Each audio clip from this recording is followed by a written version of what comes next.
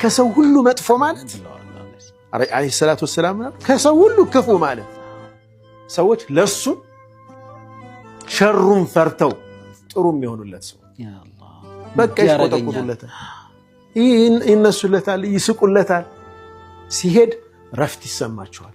ይህ ሰውዬ መከራው በቃ አዑዙ ቢላሂ ሚነሽ ሸይጣኒር ረጂም። ሙእሚን እንዲህ ሊሆን በፍጹም አይገባውም።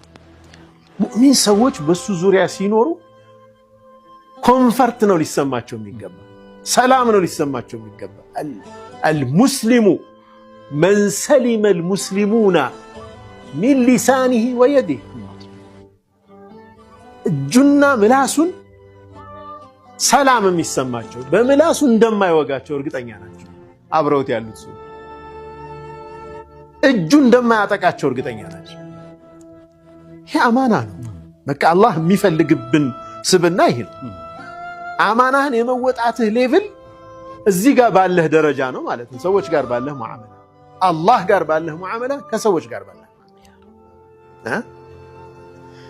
ሁሉንም በአንተ ዙሪያ ያለውን ሐቁን መስጠት ነፍስህንም ጨምሮ አማና ነው። ነፍስህን መጉዳት አይፈቀድልህም። ሱብሃንአላህ።